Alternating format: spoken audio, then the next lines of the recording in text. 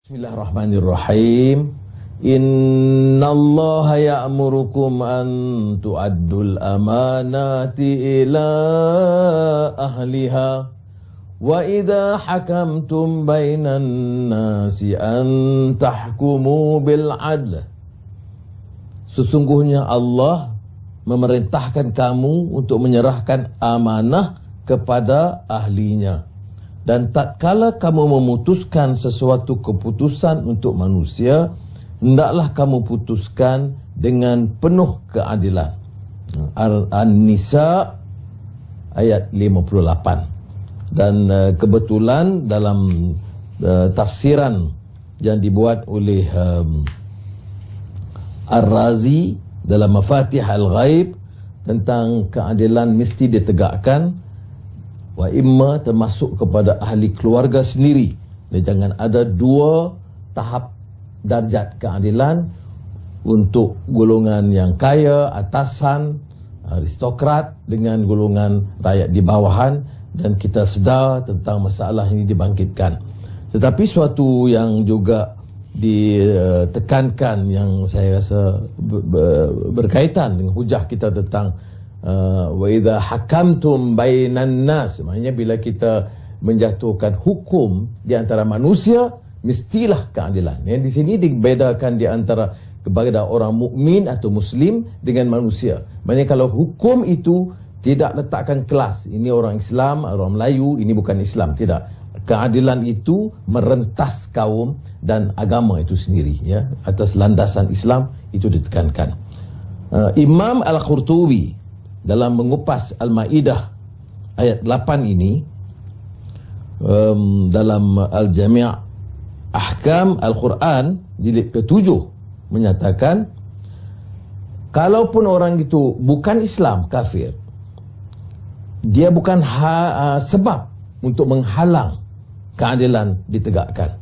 Maknanya identiti agamanya sama ada Kristian atau Buddha ataupun Hindu ataupun tidak beragama, tidak menjadi penyebab untuk melaksanakan hukum dengan adil tanpa membedakan darjat, tanpa diskriminasi.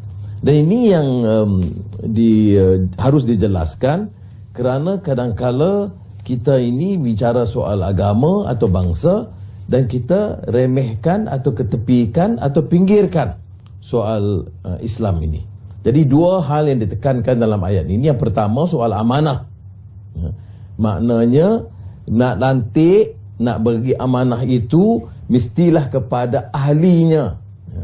Ada orang yang ada keupayaan tertentu dalam bidangnya. Kita serah dia jadi jeneral tentera, rosak. Ada orang yang ada kemahiran sebagai pengacara majlis masyarakat. Kita letak dia sebagai pengurusi badan korporat, jahanam. Jadi sebab itu penentuan meletakkan seorang ke dalam keupayaannya pada ahlinya. Satu, amanah. Keduanya, bila kita jalankan pentadbiran hukum, kehukuman itu mestilah adil dan tidak membedakan seperti mana yang disebutkan. Tapi kalau kita kupas ini lebih luas, dalam keadilan ekonomi, dia ada yang dikatakan istita'ah, maknanya memberikan pemberdayaan. Orang itu miskin, orang itu terpinggir, dikapit di puncak Borneo. Kemudian kita nak samakan keupayaan dia berlumba dan bersaing dengan orang yang kaya yang mendapat kemudahan pendidikan terbaik di Kuala Lumpur. Jadi oleh demikian, pemberdayaan beri peluang, kemudahan supaya dia boleh diangkat keupayaannya. Dan ini yang dikupas dalam apa yang disebut istita'ah. Dan ada satu karya Dina Abdul Qadir, satu karya yang diterjemah tentang keadilan sosial dalam Islam, social justice in Islam, yang diterbitkan oleh International Institute of Islamic Thought, yang menyatakan bahawa keadilan itu juga dilihat dari segi maqasid, matlamat keseluruhannya. Matlamatnya apa dia? Aman, kesejahteraan bersama. Jadi jangan kita anggap adil itu bagi satu pihak, satu puak dan meninggalkan yang lain. Jadi dan dia sebut juga bahawa keadilan ini juga dalam konteks sekarang dalam kenegaraan, dalam negara. Fiqh muwatanah. Maknanya watan. Fiqh itu dalam, kerana kita dalam kumpulan satu negara, dan negara itu mesti ambil kira semua penduduknya. Orang Melayu, orang Cina, orang India, Iban, Kadazan. Jadi fiqh yang harus menjaga, mengawal kepentingan semua. Ini barulah kita sebut keadilan yang sejati yang ditekankan dalam Islam. Dan saya kalau di penjara Sungai Buloh lama dulu pernah menulis surat. Menulis surat maknanya menyeludup surat kepada saudara Guan Eng yang masa itu merengkok di penjara Kajang. Dan saya juga memanfaatkan fahamannya dia. Saya tahu dia bukan Islam, tetapi saya terangkan sebagai seorang Muslim supaya jangan ada salah faham tentang yang dibawa oleh setengah-setengah orang Islam sendiri yang menunjukkan sikap tidak toleran, benci kaum, diskriminasi kaum. Padahal Islam itu menekankan amanah satu, keduanya mesti adil tanpa mengira kaum dan agama.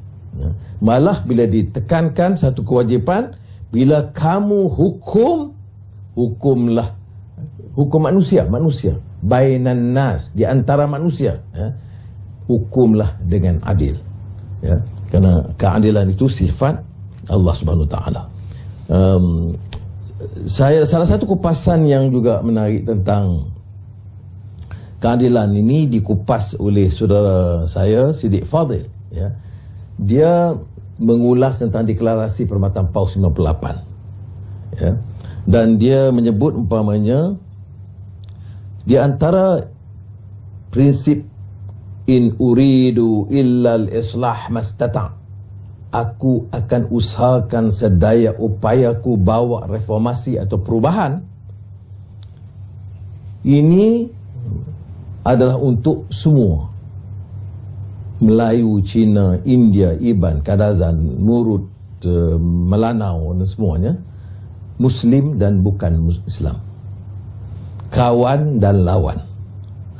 Jadi menurut saudara Siddiq, justru keadilan tidak boleh dibataskan hanya untuk golongan tertentu, dan kerana itu tidak harus ada amalan diskriminatif dalam menegakkan keadilan. Ayat yang mengisytiharkan bahawa keadilanlah yang menjadi esensi, asas bagi semua agama samawi. Demikian pentingnya kedudukan dan peranan keadilan dalam kehidupan manusia, sehingga Ibn Taymiyah menyimpulkan, ini penting saya tekankan kerana ia berbeza dengan kadang-kadang suara-suara yang kita dengar ni. Apa dia kata? Pertolongan Allah bersama negara yang adil meskipun kafir, dan tidak bersama negara yang zalim meskipun muslim. Jadi kalau untuk pertimbangan, penilaian, negara adil dikendali oleh orang bukan Islam itu lebih baik dari negara zalim yang dipimpin oleh orang Islam, kata Ibn Taymiyah.